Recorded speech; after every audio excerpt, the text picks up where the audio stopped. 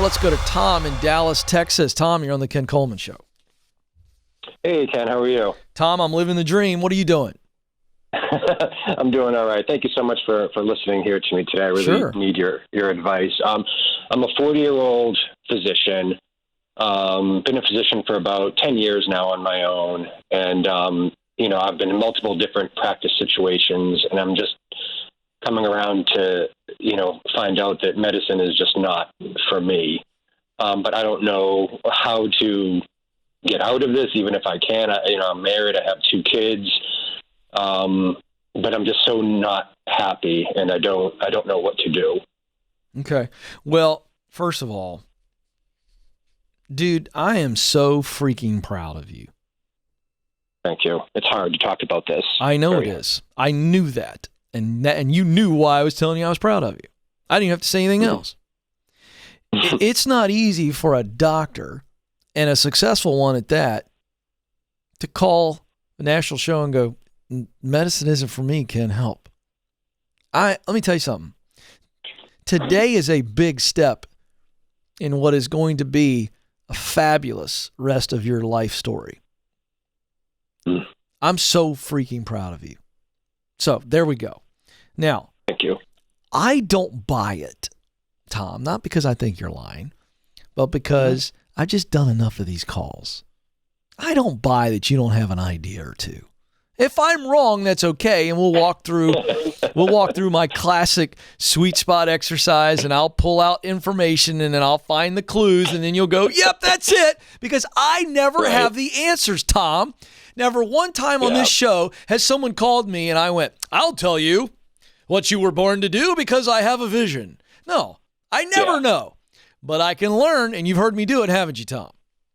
Oh, yeah. And Tom, over and over again. You're laughing because you know I'm right, and because you're so courageous. Yeah, see, folks, he knows. And see, Tom, you've already showed courage. So what's a little bit more courage? So go ahead and tell me the idea or two that you're rolling around in your head, and you're terrified or you're doubtful about the idea, and you want me to help you walk through it. Come on, Tom, tell us. That's why you just sighed. Okay. I love to write. Yeah. Why? Why do you love to write? And when I say writing, I really, I write fiction and I write nonfiction, and I've written multiple books, but none of them have ever been good enough to actually sell. And so my skill level is not. How do you know that? Where I could actually make a career. Hold on. Who told you that? Mm-hmm. Who told you they weren't good enough? I've hired professional editors to look at my work and kind of have them, tear them apart and let me know what I need to do. What'd they say? They just, it's a lack of experience and lack of education. All I've been doing for, 20 years is medical stuff. I've never had any formal training in writing at all.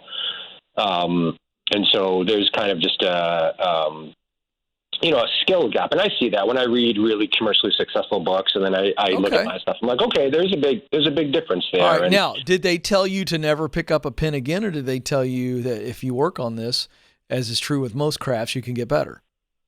Oh, of course. Yeah. The Great. latter. Okay. Keep going. All right. Keep going. So writing, you were saying. Yeah, I love writing because, I'm kind of a philosophical person as well, and I'm an introvert. And so all those things kind of fit, and I can really kind of weave philosophy into the writing that I do. So let's just say let's fast forward 10, 15 years from now, and you put out your first book, or your second book, and you're actually, really starting to make some hay. What kind of stuff are you writing? What do you really want to write? If you knew you couldn't fail, money was not an object, what kind of stuff would you write? I'd write top fiction. of the list. I'd write fiction? Fiction, drama. Yeah, that would be number one. Drama. Give me an example. Give me an example of an author who writes the kind of stuff that you go, oh, I want to write that. Oh my gosh, there's so many different people. I really do like fantasy, which is kind of drama too. So I would say obviously the, Game of Thrones books, of course. Okay, good. That type of drama. Right, good. That's what I'm trying to get. I'm trying to understand where your heart's at. All right. So that's good. So is there any other ideas, or is that just one of them? Or is that the one? Well, that's just one. I also, would like, not, and as far as the nonfiction goes, just to write about philosophy in general. That's something that I just read a ton of books about, and I like to talk about to anybody who will suffer the conversations. Why philosophy? Where's that come from? I don't know. I remember being a philosophical 4-year-old. I'm not sure where exactly it comes from. What do you mean a philosophical 4-year-old? I know what you're trying to say, but you need to hear yourself say it. What does it mean? What do you mean you were a philosophical 4-year-old? I call up your mom and dad, and I call your Uncle Larry, and I go, hey, I got Tom on the line, Uncle Larry, and he said he was a philosophical 4-year-old. Tell me what that was like. What are they going to say? I'm not sure they even understood it, to be honest with you. All right, well, stop fighting me. Stop fighting me right now and tell me what the crap that means, that you were a philosophical 4-year-old. What does that mean? What'd that look like? I was just obsessed with good versus evil and finding ways for me and other people to do the right thing. Now we're starting to get somewhere. Is there any other ideas besides writing philosophy and fiction? I also do like to teach under my own, on my own terms, and so either teaching writing or what would you teach? Philosophy. So would you teach philosophy? Gosh, with the current situation at universities, I'd probably say no. But if there would be a independent outlet to do that, I think it would be good. It could be fun. Yeah, I can think of many independent outlets. Would you like me to give you a few? I would love, yeah. Yeah. There's this thing called podcasting. Anybody can do it. Takes about 10 minutes to actually sign one up, and you can buy equipment for less than $100. You can actually use your Mac and a really cheap mic for less than $29. I could probably find all of this right now on Amazon.com, and for less than $100, I could have you set up. Am I right, Nathan? I'm looking at my director, who's much more knowledgeable than I. That was about 10 years ago. I think that's still the case. Yeah, about that. Yeah. So less than $100, you could start your own podcast. Now you're going, Ken, it's a problem. I can't make any money. I'll get to that in a second. Right. The very thing you want to leave is actually setting you up beautifully to do the very thing you want to do. Woo! I'm getting excited. Are you getting excited, Tom? I'm about ready to blow your mind. I'm really excited, yeah. Okay, great. Thank so the you. podcast is one. Oh, by the way, YouTube. That'll cost you, what is it, Nathan? I think it's, that's right, $0. You could literally do it on your phone or on the camera on your existing computer. All right, and I'm giving you low barriers for entry here. You can spend all the crap you want to. But I'm just saying, YouTube, there's this other thing called the interweb where you can do a blog or, I forgot about Instagram, where you can actually have a mini blog with pictures. And if you're a philosophy dude, you can put some kind of really deep picture up there and then philosophize. And I want to say it's 300-400 words maybe, somewhere in that range. But all these things, Tom, allow you to begin to show your work.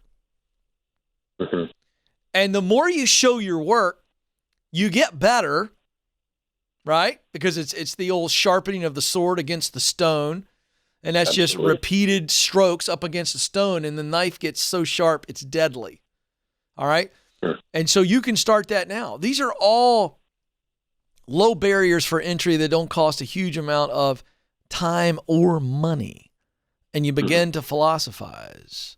And so you don't have to be in a college classroom. You start to build a tribe up. You can sell a book directly to them. You could sell a course. There's lots of things that a medical doctor can do that an hourly worker cannot do. You starting to see where I'm leading you, Tom? Yes, sir. To the point that you're no longer going to be miserable being a doctor, because now you're going, being a doctor allows me to fund the dream, and I'm actually going to be able to step effortlessly from off the boat onto the dock. You starting to see where I'm going? Yes. Yes, I am. What kind of doctor are you? I prefer not to say. Okay, that's fine. That's fine. It doesn't matter. It doesn't matter. Do you do well financially? Yes, sir, I do. Yeah, I'm very fortunate. Do you have a cap on that? Like if you really juiced your practice, could you make even more? Yeah, if I really wanted to. I've gone down that road before and it didn't end well for me, but I could if I wanted to. So you're not in debt? Well, I'm in a little bit of debt. So my wife and I are both physicians. We paid off $800,000 about 3 years ago of our medical school debt.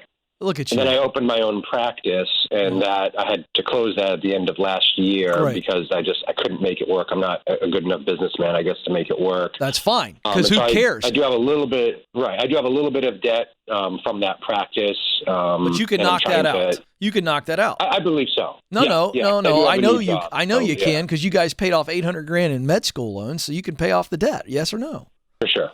Yes. Yeah. So you know what? I love that you're not going to work for yourself anymore, because we know you don't want to do this long term. But working for somebody else is great. You don't have the stress of trying to run your own business. You just get to be a doctor. Right. The point is, you and your wife both make serious cheddar.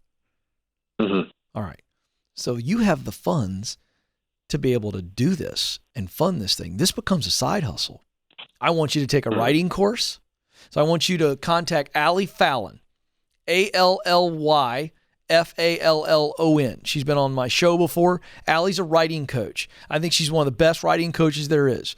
You need to hire her. She will teach you how to be a good writer. That's step number one. All right? So let's really get some instruction on those writing chops. All right? Now you've got this newfound freedom where you're not going to walk into the practice anymore, wherever you're working, for whoever you're working for, like Eeyore, you're going to be like, I'm going to be an eagle. So I got to come in here and crush it, be the best doctor possible so I can keep making this cheddar so that I can fund my future. You're going to get out of debt, and then you're going to put away, over time, a whole year of your salary. Just because it's going to help you with that fear factor down the road when you walk away from the practice. Because I want you to get to a point where you are making good money teaching, not necessarily in a traditional educational environment, speaking, but teaching online, podcast, YouTube, Facebook, Instagram, I don't care, writing, putting stuff out there. I think you do a both and. I think you start on the philosophy stuff and then write fiction stuff based on your most exciting philosophical thoughts. That's what I think. That's a heck of an idea, Tom. I hope you realize how good that idea was I just dropped on you. No, I do. I really do. I'm very grateful. Because listen, what's the philosophy of the Ken Coleman Show? You're a philosophy junkie. In your own words, and I'm not going to quiz you. I'm not going to try to, upend you here. But what do you think my philosophy is on this show that I share every day? What's my philosophy? I would say your kind of overarching philosophy is that there is an intersection between things that you really like to do and enjoy and things that you can, survive on and make a living on and be happy with. Yeah. So my philosophy is that everybody on the planet was created to work. That's my philosophy. That we actually were created to work. So work is this redeemable, glorious thing, not a utilitarian function. That's my philosophy. My methodology is that you use your talent to perform your passion to produce or accomplish your mission, right? Use what you do best, talent, to perform work you love, passion, to accomplish results that matter deeply to your mission. You see how that's my methodology? I do. Then I developed out of the methodology the 7 stages. Get clear, get qualified, get connected, get started, get promoted, get the dream job, give yourself away. Look at all that stuff I started to develop. Then I wrote a book called The Proximity Principle, which lives in stage 3, get connected. And now I'm writing a big book that's coming out in November. Tom, what I'm saying is once you figure out your philosophy, your big philosophical boulders that you believe the world needs to hear, then you begin to write fiction stories that make the philosophy come alive. That's what I'm getting at. I just gave you tens of thousands of dollars worth of advice right there. That's how this combines. So you better stay in the medical practice until you can replace enough of your income to be able to walk away. But I believe at the age of 40, you have plenty of time to do that. But you better start writing right now. I want you to contact Allie Fallon online. Tell her Ken Coleman bragged on her and said that you need to hire her to teach you how to be a better writer. Then I want you to do what she tells you and start showing your work. I want you to buy a book by the title of Show Your Work by Austin Kleon. That's your next homework assignment.